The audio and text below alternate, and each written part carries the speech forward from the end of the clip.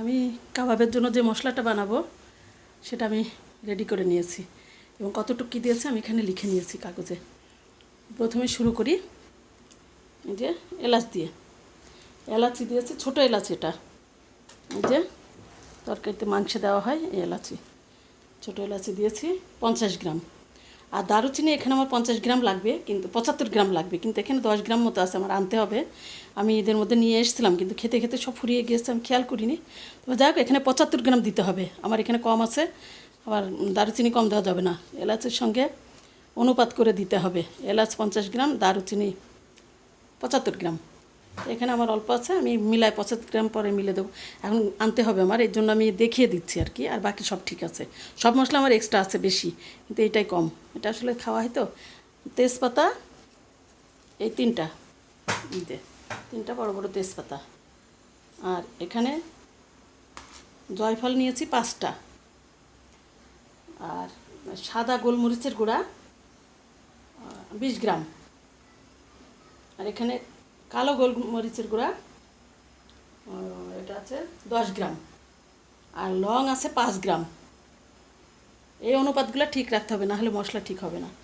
আর এখানে শাহি এলাচ অথবা বড় এলাচ অথবা কালো এলাচ, যে যেটা বলেন, যেভাবে বলেন, এটা 15 গ্রাম। আর কাবাব চিনি নিয়েছি এখানে 10 গ্রাম। কাবাব চিনি যেটা দেখায়, এই যে এরকম একটা দেখায়, এই যে জিনিসটা গোল গোলমরিচের মতো কালো, কিন্তু একটা নাকফুলের মতো একটা ব্যাপারটা দেখতে, এই যে দেখায়, এটাকে বলে কাবাব চিনি। অনেকটা কালো গোলমরিচের মতোই, কিন্তু রঙটা একটু হালকা। আর এই যে কাঠি কাঠি কাঠি কাঠি, এটা হচ্ছে কাবাব চিনি। আর যেটা নিয়েছে এখানে শাহি জিরা, শাহি জিরা নিয়েছি 20 গ্রাম। জিরা নিয়েছি এখানে, জিরাটা আছে 50 গ্রাম, ধনিয়া আছে 50 গ্রাম। আচ্ছা, জিরা ধনিয়া। আর এটা হচ্ছে মৌরি, মৌরি আছে 20 গ্রাম।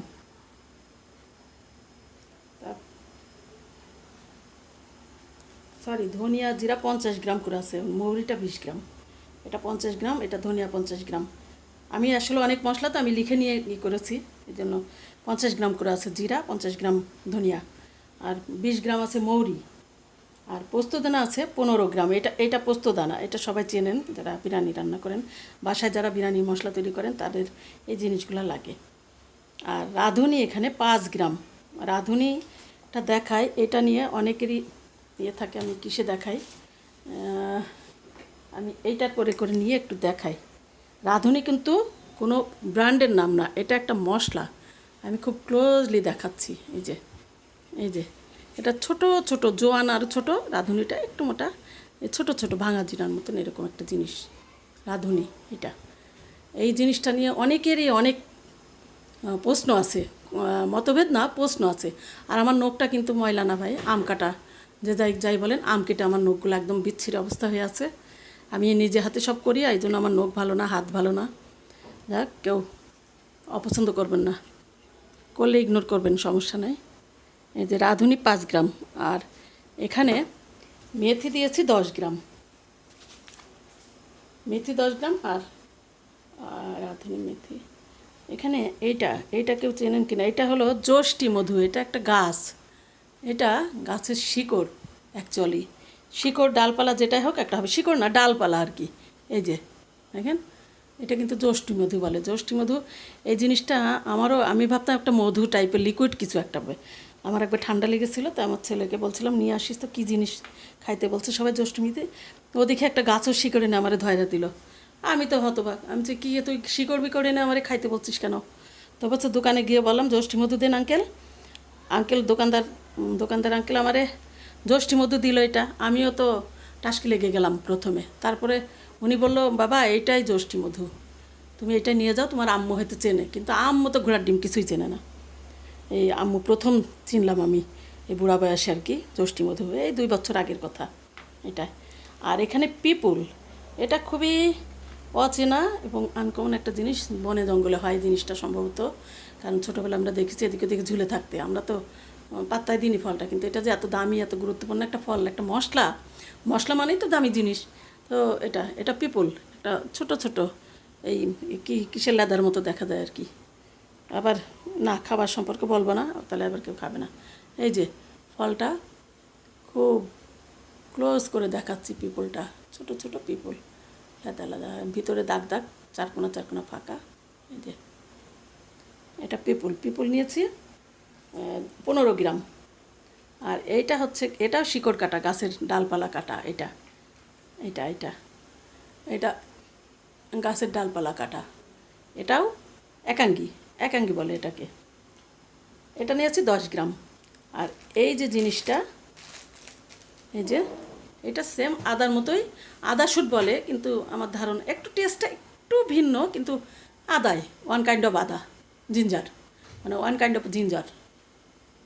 গন্ধটাও, আর আমি একটু টক টক ভাব আছে এটার মধ্যে, এটা আমি খেয়ে দেখেছি মুখে দিয়ে, একটু স্বাদটা একটু আমটে আমটে ভাব, টক টক, এটাই পার্থক্য এইটুকুই। শুকনো আদা, দোকানে যে আদা শুট অথবা শুকনো আদা বললেই এটা দিয়ে দেবে। আচ্ছা, আর এখানে নিয়েছি ইস্টার অ্যানিস বলে, ইস্টার অ্যানিস বলতে এই যে ইস্টারের মতো, এটা ইস্টার মশলা বলে সাধারণত দোকানদাররা, কিন্তু এর নাম হচ্ছে ইংলিশে ইস্টার অ্যানিস, মানে ইস্টার অ্যানিস বলে এরকম একটা নাম, ইস্টার অ্যানিস। তারকা মশলা বললেও হবে দোকানেতে বললে।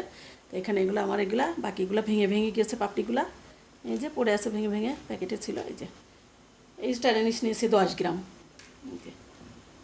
আর গোলাপের পাপড়ি এই যে এটার মধ্যে এখানে আছে 10 গ্রাম। আমি এইটুকু এনেছিলাম, প্যাকেট ধরে রেখেছি, খুলিনি। 10 গ্রাম গোলাপের পাপড়ি। গোলাপের পাপড়ি সামান্য একটু বেশি কম হলে সম্ভবত খারাপ লাগে না। তো এই হলো কথা। আর এর মধ্যে যেটা দেয় ওরা এই মশলাটা করার সময়, আমি দিব না, তবে যদি কেউ এই মশলাটা, যিনি আমার কাছে অর্ডার করেছেন, উনি যদি দিয়ে নেয়, ওনাকে বলে দেবো টেস্টিং সল্ট দেয়। এটা নিশ্চিত দোকানে দেয়, নাহলে কখনোই এত মজা হয় না। এটা খুব সিক্রেট ব্যাপার, ওরা বলে না, ওরা স্বীকার খায় না। কিন্তু আমি তো এইসব নিয়ে, রান্নাবান্না নিয়ে একটু শখ আছে, তো এটা আমি বের করেছি যেভাবে ওদের কাছ থেকে।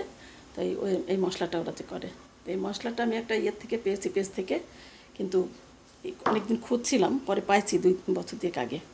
পাওয়ার পরে আমি এটা এখন তৈরি করি। এটা অনেক খরচ হয়, কিন্তু এটা এমনিতে গুলশানে পাওয়া যায়, বড় বড় দোকানে, এটা মুদির দোকানে ব্যক্তিগতভাবে করে, এটা কিন্তু কোনো ব্র্যান্ডের না। এগুলা দিয়ে করে। ব্র্যান্ডের মশলা যে কাবাব মশলা কিনে, এত কিচ্ছু দেওয়া থাকে না, শুধু জয়ফল, জয়ত্রী, কালো এই কাবাব চিনি, গোলমরিচ, আর 2-1 শাহি ইলাচ টেলাচ দেয়, এসব। আর এত কিছু দেওয়া থাকে না, যে এইগুলো এই লাইনের এগুলো কিচ্ছু দেওয়া থাকে না। আদা শুট, একাঙ্গি, এই পিপল, যষ্টি মধু, এগুলো কিছু থাকে না। টাইনানিস শাহি জিরা দেয়, শাহি মশলাগুলো দিয়ে দেয়, আর কিচ্ছু দেয় না। রাঁধুনি এগুলো কিচ্ছু থাকে না, একটু পোস্তদানা দেয়, মেথি থাকে না, এরকম আর কি ব্যাপারটা। এই জন্য বানিয়ে নিলে খরচ একটু বেশি হলেও অনেক টেস্টি একটা মশলা তৈরি করা যায়, একটু খরচ করে বানাতে পারলে। কারণ আর এটার কেজি বিক্রি করে 2-2.5 হাজার টাকা কেজি, 2200 টাকা 2400 টাকা কেজি বিক্রি করে ওখানে বড় বড় দোকানে। এখন 2-1জন দেখে দেখে শিখে গিয়েছে, অনেকেই করে।